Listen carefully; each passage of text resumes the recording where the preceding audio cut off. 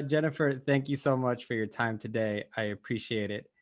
Well, thank Uh, you for me again. Congratulations on the fifth and final season of Sci-Fi's Van Helsing. Oh, thank you, thank you, thank you. How has that journey been for you? Gosh, it's been quite an emotional one. It's I learned so much, and it's been one that I'm definitely never gonna forget. It's changed my life in so many ways, and I'm so excited that everyone gets to see it now. Absolutely. It's interesting because that whole Van Helsing mythology, vampires, light, darkness is so it's always so enticing, and everybody loves to talk about it. What do you think is so um why do you think it's loved so much?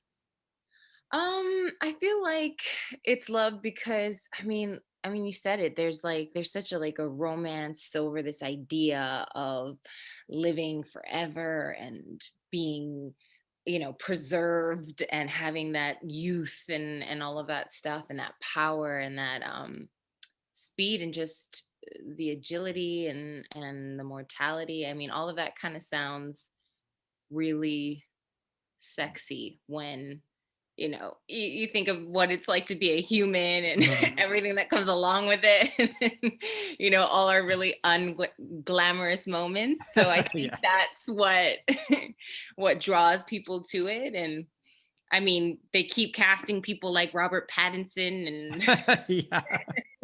Brad Pitt, so that helps too.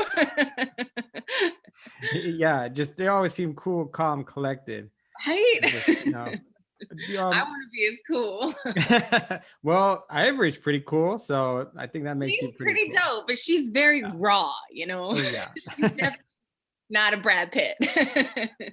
Tell us a little bit about Ivory and also your journey from where we first meet her and the transformation that she goes through. Well, yeah, it's been quite the journey to say the least. I feel like she's really coming into her own, especially this season, season 5, because they kind of calculate that she's been a vampire for like over 500 years. Like she's been longer than that, so her human life back then is very different than what it is Mhm. in the present time. So trying to bring a little bit of that into it as well. And it's interesting because with Ivory's journey into being a vampire going into human, it's kind of reflected a little bit in my journey as what it is to be, a young woman becoming a woman and what all those things mean, because also, the idea of what a woman is very different from like our parents and our parents' parents. And so it's kind of drawing a little bit of that. So that was a in a way kind of therapeutic going through that process with her. Well, that's a really great way to put it. So I'm taking you took some of those your own life experiences and put into your character then. I tried. You said that there was a lot you learned from being on set for these few seasons. Can you share a couple of experiences maybe that are going to stick with you? Just overall, how to deal with people, better. I think the key to life is communication. And I'm the youngest in my family, and both parents immigrants, and you just kind of like keep your head down, like you don't speak up, just keep going, you know what I mean? Like, just if it hurts, suck it up, just keep going. And although that's a great skill to have, sometimes when you're in a working environment and you want to speak up about how you feel or where you're at or anything like that, it's a little bit of a challenge because you didn't really grow up learning that kind of language. Mm. So this whole experience being with a cast that was kind of like my family away from my family, and the crew and everybody and the writers and the producers, and just what a machine these productions are, and how to be valuable in it, and how to communicate what you want and what you don't want, and finding a way to coexist in this gigantic machine. So I learned a lot in that aspect, and how no matter where you are on set, no matter how you're drawn to this business, you have that artist gene in you, and that's what pulls us all together, and that's like what's pulled you here to this interview and me here to this interview. It's just that expression of art. And Mhm. so learning how to respect everybody's interpretation too of the work, Mm. and collaboration and all that, it was, yeah, like I said, I will never forget this experience ever. Absolutely, I agree with you because everyone's unique and they all have a different viewpoint on what certain things are.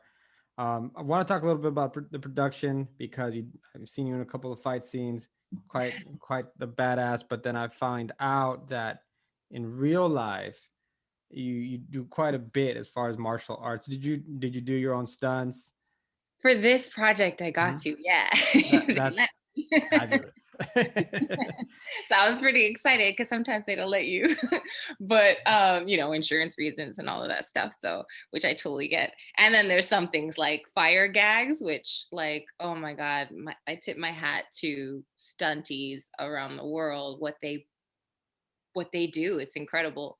So I felt really lucky to be able to do a little bit of that for Ivory. And I mean, I that's part of the reason why I got attracted to this business. Like, I grew up watching like Buffy the Vampire Slayer Mm.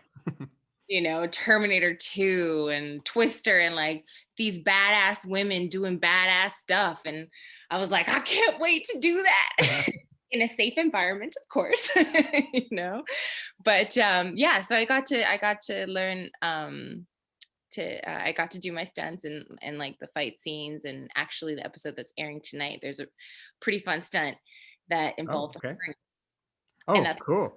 you. And how is that working with the harness? Because I've heard from others that it's not very comfortable when you get tugged. Oh honey, it hugs you in places that you didn't that you don't need to be hugged in. Yeah, it's very, but that's the thing that keeps you safe. So Yes. a little bit of that uncomfortable, and then, but I mean, the design of those things is so incredible. What you're able, how you, with cables and the working of all of that, it's pretty incredible. Definitely worth it once you get that final shot and you did it Yeah, all nice and right. safe.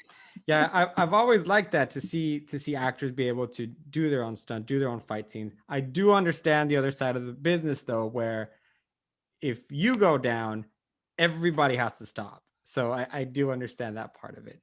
Yeah, So definitely. I go ahead. And they also, I mean, they make us look so good. Yeah, absolutely. I have like a deep regret. There was a role I did on Supergirl. I played this character named Midnight, and I was Mhm. supposed to do this like back kick and move to the floor.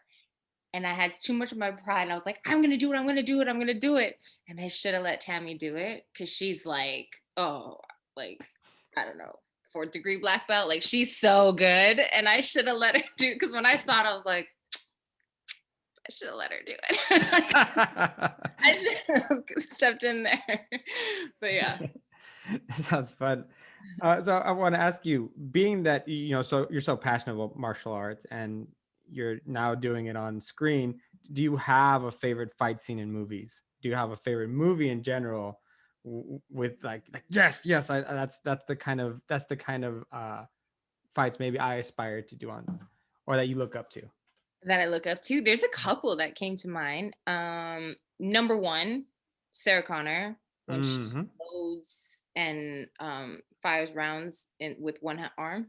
Oh It's like yeah, very in the movie, and she's all like loading and does the like, yeah, super badass. badass. Yep. So that, and Angelina Jolie in Tomb Raider, the first one. It's like the opening sequence, and she's got like the two guns and like flipping around and jumping and stuff. And I also would love to do something with a motorcycle, like shoot Mm. slow motion. Hell yeah. And the other one that I was thinking of, oh, it just slipped my mind. Oh, in Zorro. Ah, okay. That is, and stuff with the horses. That's something I really, really want to do. Like, I basically, like, my dream is to be like the female Zorro. That would be really cool. Like, I want to come out and be like, I'm Zora, bitches. I get it. No, you're fine. Yeah. Zora. That would be really fun to see you in. Which actually leads me to my next topic I wanted to talk to you about, because I'm also the son of immigrants. My dad's Mexican, my mom's Salvadorian. I think I read you're Mexican Korean, correct? Correct. So I it's fun to see some like there's definitely been progress lately, but still severely underrepresented, I think, in TV and film, which is great to see. Actresses like you doing what you're doing. What do you think of the state right now of TV and film in with representation? I feel like, um, it's I mean, I'm working, so I know that like Mhm. people are out there, and there is representation. And I think what really needs to change is the kind of stories that we're given, our arcs, because I mean, like, there are people of color in films dating back, but like, what are their stories and what is their purpose there, like, I was so excited. I worked on this one film and I was like, oh my god, I'm working with this amazing director and these amazing names and all of this stuff. And I did the part and everything. And then later, as I got older, I was just like, I was just the villain. Yes, okay, Mhm. but why was I the villain? There was nothing wrong about where she was coming from, like, in the story, my fiance disappears, ends up sleeping with two different girls, comes back late for my wedding. They end up coming to my wedding. And I'm like, what the hell is going on? Like, are these people staying? Like, and I'm having trust issues here. But yet somehow he got his in the end. And it's like, why though? So that's Mhm. kind of, I guess it's more my point is, um our stories and our arcs, and that, I want to see, it's time to rewrite. Like, we've seen, a Caucasian Little Mermaid. Like, Right. I don't, like, let's change it. We can change it. We can do anything we want. It's a story. Like, Mhm. let's start showing all the people in the world that look so many different ways how it's like to be the hero of that story, and how to fall in love, or how to win, or how, to fail and then succeed, or whatever it is, but just that we get the same amount of rich storytelling than our white counterparts. That's what I hope for. And I see it changing, and I I got to be optimistic about it, because I mean, look at our beautiful world. We're made up Mhm. of so many different colors and traditions, and it's time to celebrate us. We've been inside for so long during this pandemic. We're getting our shots, we're getting our vaccines, we're coming out. And I hope that we're coming out to a colorful, beautiful world. I agree, and I've always been I'll be honest, a little jealous of African American culture lately, because I see like Black Panther, and I remember going to that premiere and seeing everybody dressed up and so proud, and very very much, they have their quote unquote superhero now on the big screen, a feature film. And I'm kind of, as a Latino, I'm like, when do we get our chance? Why is it that my people are really romanticized with like narcotraficantes, because that's what's super popular. I always compare it to Pirates of the Caribbean, where pirates were terrible people, but thanks to Disney, they've been romanticized as these almost heroes. Yeah. and and so now that's happening. Same thing with they're a lot of times they're cast as, nautical. They're cast as an immigrant who has started from nothing, and I'm like, no. There's most of the people I'm around. They've just grown up like everybody else, just like whites, just like Asians, just like. And I agree with you. I think it is time that our stories get told. And yeah, call me. I'm ready for that Zorro. That's No, I'm ready. that is a fabulous here. Someone else who might also work for you, although um, I like you said, it doesn't matter exactly where you're from, but Jessica Cruz, uh, Oh, um, the yeah. Green Lantern. She Yes. I think was such a fabulous character when she was brought in because of her Hispanic roots. and then also her take on anxiety and PTSD from a traumatic um, moment, but at the same Dang. time, she's still able to overcome it. She still has those things. That's part of her, but she doesn't let her stop it from being a hero.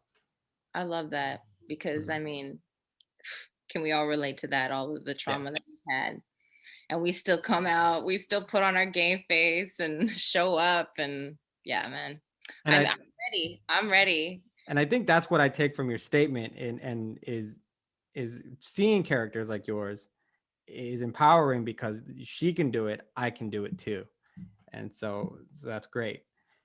That's why I'm trying to get out there. I just want to reach out to anyone who identifies himself, me, or sees himself. Like, it's just so important that we see ourselves out there, and that, it's almost like, how do you know the road if you can't see it? You know what I mean? Mhm. And that's why I'm out here with my pitchfork and I'm just like, come on. Yeah. It's road. Come on, guys. It's like you said, you can't be afraid to speak up sometimes, and I think it's time we all do, which is why I'm talking to you here now, because it's people like you that I love to talk to and spotlight and show off all of the wonderful people that we are. Thank you. So, one final question for you. I just want to ask you, what do you hope audiences take away from the final season of Van Helsing? I hope they like it. I hope that they want more. um, I hope what they take away is the fact that, our life is in our hands and we have the ability to make the best. I know this is going to sound so corny, but we really do have the opportunity to make the best of it.